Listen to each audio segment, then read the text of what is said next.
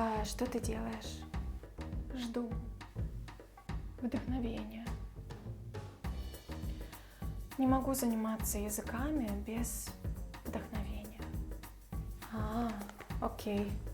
Слушай, мне домашку надо сделать, тоже по языку, но я буду тихо, хорошо?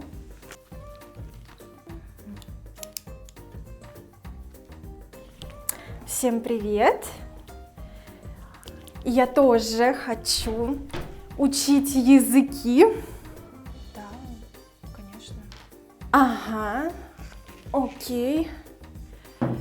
Нужен антураж. Извини, мне нужно больше места. Спасибо. Чего-то не хватает. Девочки, сейчас все выучим. О, спасибо, но я уже все, в принципе. Так быстро? Минут 30 позанималась. Уже неплохо. Эй! Будешь? Буду. Не идет сегодня вдохновение. В изучении языков главное процесс. Нельзя себя заставлять. Нельзя. За тебя. Привет! Это видео для тех, кто изучает русский язык, но потерял мотивацию. Или боится потерять мотивацию. И вообще для всех тех, кто любит смотреть видео о мотивации. В этом видео, наверное, будет много новых или даже сложных слов, поэтому включайте субтитры и поехали мотивироваться.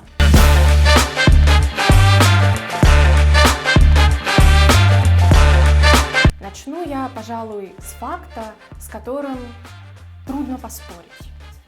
Изучение языков – это не спринт, это марафон.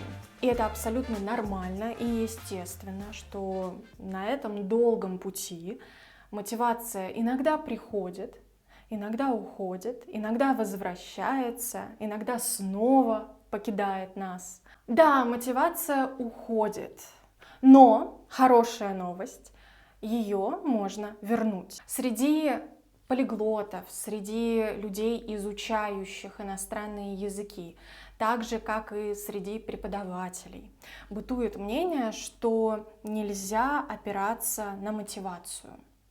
Не нужно ждать этого состояния специального. И я сама снимала видео, где говорила примерно это. Но вы, наверное, со мной согласитесь, что гораздо приятнее ужинать, когда у тебя есть аппетит. Гораздо приятнее общаться с человеком, который тебе симпатичен. Гораздо приятнее изучать иностранный язык, если у тебя есть мотивация. Так вот, в этом видео я бы хотела поговорить не о том, что не нужно ждать мотивации, а о том, как эту мотивацию, эту замотивированность вернуть. Перед тем, как мы перейдем к основному содержанию этого видео, я бы хотела пригласить вас в Russian Shadowing Chat. Это чат, где каждую неделю, каждый понедельник, я публикую небольшое видео, 3-5 минут, в котором я говорю какую-то русскую фразу. Причем это не отдельное русское слово, это именно фраза. А вы знаете, да, что беглая речь – это не умение произносить отдельные слова, это умение произносить целые синтагмы, целые фразы. Потом у участников этого чата есть время, чтобы повторить за мной эту фразу в виде голосового сообщения или видео, а затем участники этого чата получают от меня обратную связь, фидбэк.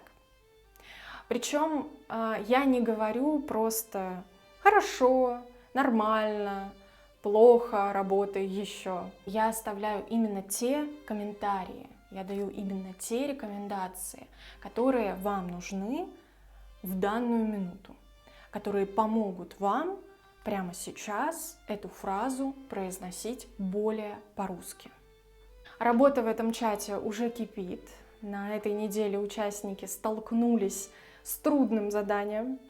Я решила повысить трудность именно на этой неделе и опубликовала отрывок из интервью, где носитель языка с абсолютно естественной скоростью произносит пару фраз. И именно этот отрывок и нужно повторить. Присоединиться к нам очень легко. Это можно сделать на платформе Patreon или Boosty. Там есть такие уровни поддержки, как бутерброд с икрой. Заходите, читайте, проверяйте и присоединяйтесь к нам. Так, ну что же, возвращаемся к нашим баранам, как говорится. Возвращаемся к основной теме этого видео. Как вернуть или как поддерживать замотивированность, вот это чувство, что мне интересно изучать язык, я хочу открыть книжку, я хочу сделать упражнение, я хочу посмотреть видео. Итак, шаг 0, нулевой шаг. Полюбите свои и чужие ошибки. Станьте более терпимыми к своим ошибкам. Проявите любопытство к своим ошибкам. Ошибки тоже могут помочь вам учиться. И самое главное, почему это нужно сделать, нетерпимость к своим ошибкам убивает энтузиазм.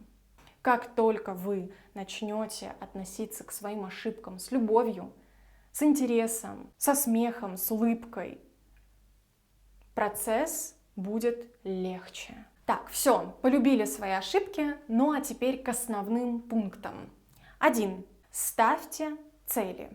Да, изучать язык, изучать иностранный язык без цели тоже очень приятно. Сразу отсутствует стресс, да.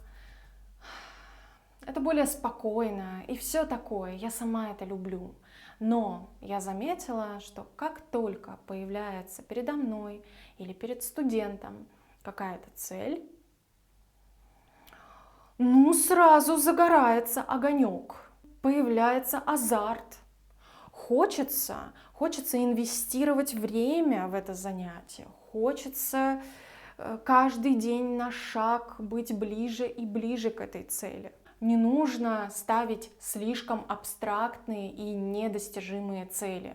Типа, я хочу не делать ошибки, когда говорю на русском языке. Такого не бывает.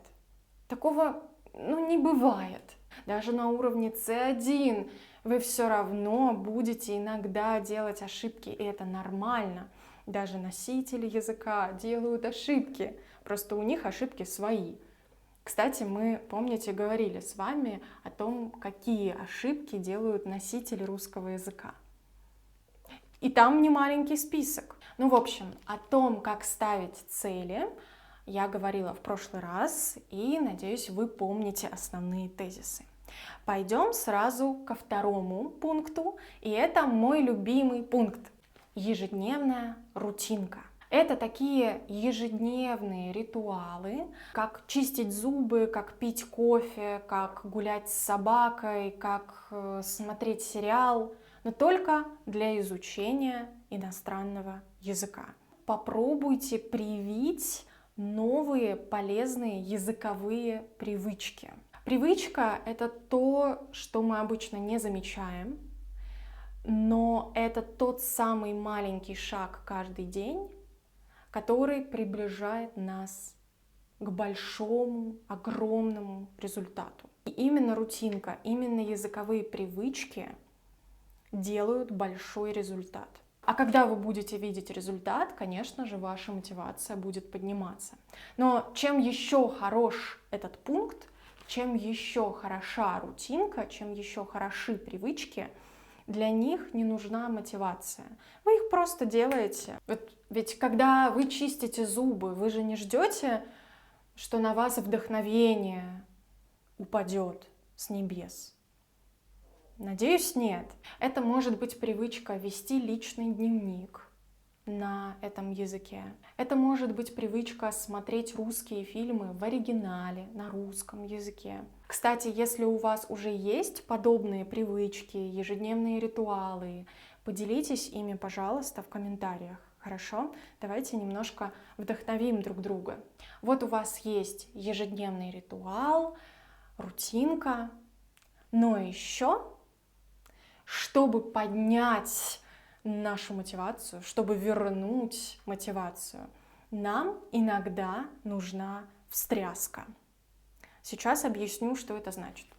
Встряска — это какое-то событие, мероприятие, которое требует от вас физических и эмоциональных ресурсов. Например, это может быть путешествие в страну, где говорят на русском языке. Это может быть какой-то курс, месячный курс, например, да, не долгий, это мы сейчас не про рутинку говорим, мы говорим про встряску эмоциональную. Групповой курс еще лучше, какой-то насыщенный курс. Возможно, сейчас, когда вы слушаете это, вам кажется, что да лень, или да как это поможет, если у меня нет мотивации, я не хочу ничего делать. Но попробуйте, вот просто попробуйте. Организуйте небольшое путешествие, запишитесь на курс, заведите канал. Вы можете поизучать русский язык в группе, пойти в группу, и другие люди вас немножко взбодрят, да, общество, сообщество вас взбодрит. Это всегда выход из зоны комфорта. Ну, в общем, да, любой выход из зоны комфорта, который способен вас разбудить.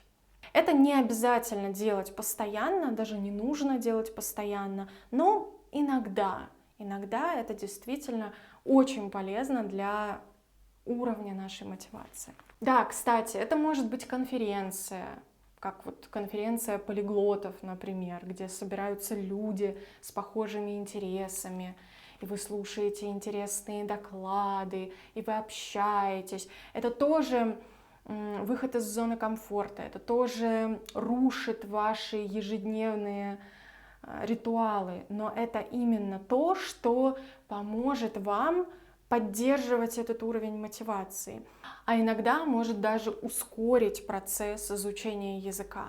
Итак, наконец, третий пункт, о котором я хотела поговорить сегодня.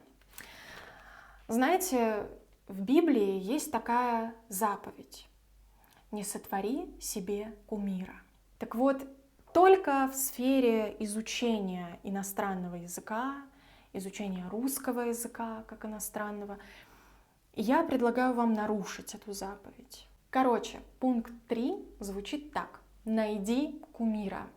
Найдите человека, носителя русского языка, которого вы слушаете, и вам нравится, как он говорит. Лучше найти человека, на которого вы немножко похожи, голосом, манерой, но вам должно прямо нравиться, как он говорит.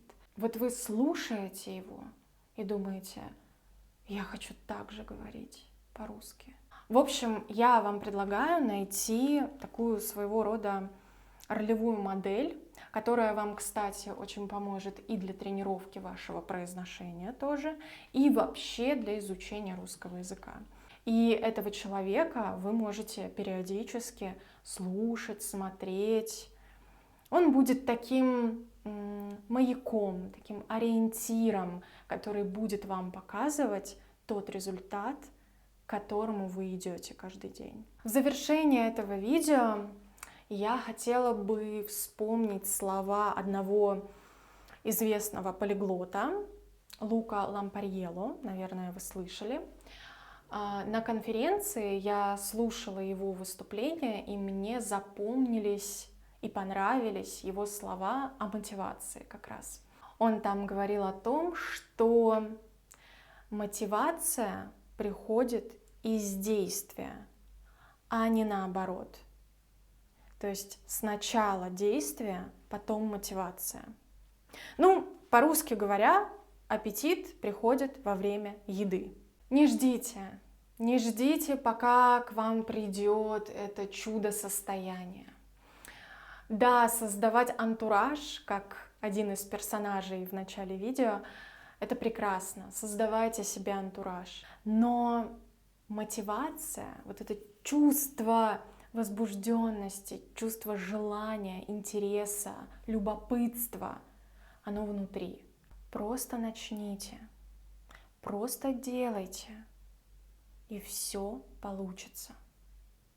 И мотивация тоже придет. На этом у меня все. Спасибо за внимание. Я буду благодарна, если вы поддержите это видео, если вы поделитесь вашим мнением, вашим опытом, если вы поделитесь этим видео с тем человеком, которому оно может быть интересно и полезно. В следующем длинном видео будем уже говорить о фонетике. Думаю, вы соскучились уже по этим темам фонетическим, а то мы с вами что-то в последнее время все про цели, да про мотивацию. До встречи в следующем видео. Пока-пока!